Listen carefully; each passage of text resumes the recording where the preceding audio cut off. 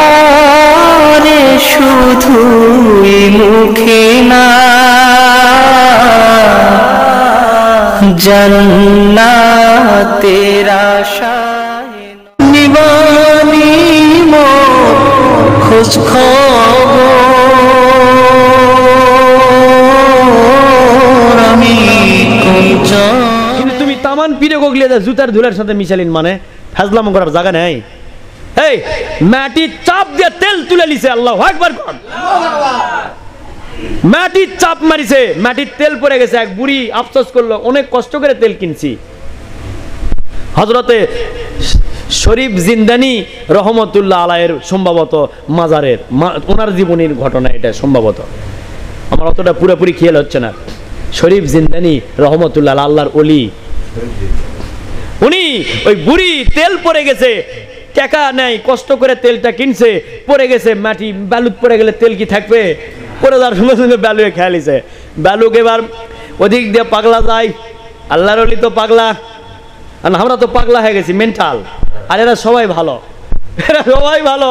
আর আমরা দরুদ সালাম এগুলা করি, জিকির আজকার এগুলা করি, নামাজ আদায় করি, এজন্য আমরা পাগলা, আমরা বেদাতি, আমরা হলো পূজারি, আর ওরা সব হলো একবারে নাউজুবিল্লাহ কম।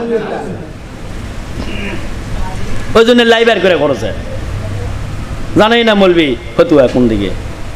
ওই জন্যে যে একজনের বাড়ির মধ্যে যে নামাজ কেবল জামাত পড়ালো, আইরে কপাল, জামাত পড়ে পাশের আর একজনের বাড়ির যা করছে, দরবারত যে কি পাবো, দরবারত যেন যাস না, হুজুর যেন কোষও না যান, আমি মানা করেছি। এর পিছনে নামাজ হবে? এই গীবতকারীর পিছনে নামাজ হবে? তার পিছনে যে কেমন কেদারে নামাজ পড়বেন, কোন জায়গার ঘটনা সেটা বললাম না, বলছি কি সেটা যে কোনো এক জায়গার ঘটনা সেটা। তাহলে ওই সমস্ত মৌলবীর পিছনে নামাজ হবে যাই দিনের কাজে বিরোধিতা করলো, দিনের কাজে ইহুদিরা বিরোধিতা করছে, দিনের কাজে যদি ইমাম ইমামতি করে আসা বিরোধিতা করে, তাহলে এই ইমামের পিছনে নামাজ হবে কি? তোমাকে বুঝে মনে হয় হবে, ওই জন্য লক্ষ্য আছে তোমরা সুরসুরি দিচ্ছেন কে? কয়দিন আগে একটা ভিডিও দেখলাম, এক মৌলানা ইনকা করেছে, ইনকা করেছে, ওটা করে ভাইরাল করে দেওয়াছে। নাউজুবিল্লাহ, আস্তাগফিরুল্লাহ, আস্তাগফিরুল্লাহ, দরুদ পড়ো, আল্লাহুম্মা সাল্লি আলা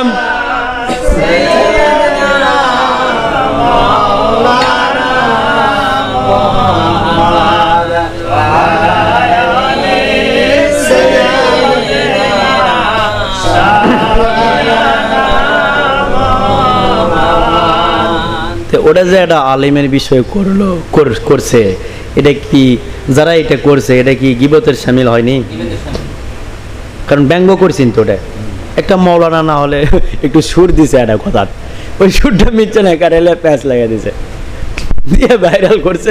এখন ওটা যেটি সেটি লাগাচ্ছে তাইরের মতো, এই নামও উল্লেখ হয়ে গেল একজনের। তো যাই হোক, ওরা তো ওরকম করেছিল। তুমি অবশ্য খুশি হয়েছে একটা বিষয়ে যে আমার গজলটা বিয়ে বাড়িতে বাজিচ্ছে মুসলমানের, আবার হিন্দুর মন্দিরেও তো বাজিচ্ছে, এতে খুব ভালো হয়েছে আমার জন্য। মারহাবা গান, কারণ গান তো বাজালোই হিনি সেটি, গানের বদলে আমার এটা, হ্যাঁ ও মুর্শিদ এটা লাগাছে, তো ভালোই হয়েছে। মারহাবা। কাজেই খবরদার, দিনের কাজে যার্রা পরিমাণ বিরোধিতা করা যাবে না। আমলে আমরা সবাই কমজোর, কিন্তু বিরোধিতা না করি, বিনয়ের সাথে থাকি, তাহলে কি হবে? আমরা অবশ্যই তাদের পথে, তাদের মতে আমরা কবুল হব, যদি তাদেরকে ভালোবাসি, মহব্বত করি। কেন যে ইতিহাস প্রমাণ করে এ বাংলাদেশে কোনো নবী বাংলাদেশে আসেনি, ইন্ডিয়াতে আসছে। কোথায় আসছে? ভারতবর্ষ। ভারতবর্ষ যদি পুরোটাই ধরা হয় তাহলে তো হচ্ছে না, বাংলা তো ভারত বাংলা, তাহলে বাংলা তো ভাগ হয়েছে পরবর্তীতে, তাহলে ভাগ হয়েছে যেহেতু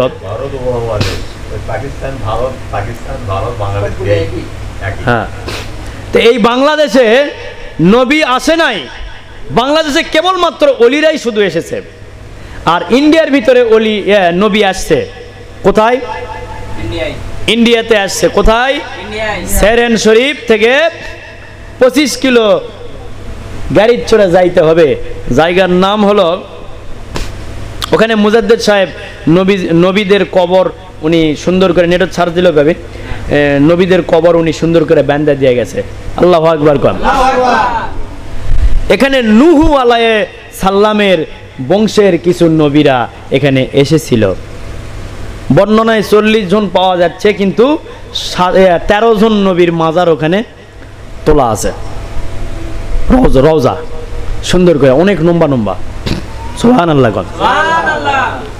তো মুজাদ্দেদ সাহেব দেখে পেছনে পায়নি না, মৌলভীকে মতো কানা নাকি? ওনার একটা ছোট্ট একটা তরিকার খাদিমও কিন্তু পারে দেখবে। সুবহানাল্লাহ কোন। সোনার বাবারা, সেই ওলিরা এসে কত কষ্ট করে এই বাংলাদেশে কলেমার পতাকা উড্ডীন করেছে। আমাদের সকলের নামের সাথে সিরি লাগানো ছিল, মোহাম্মদ লাগালো কে রে? কারা সেই ব্যক্তি?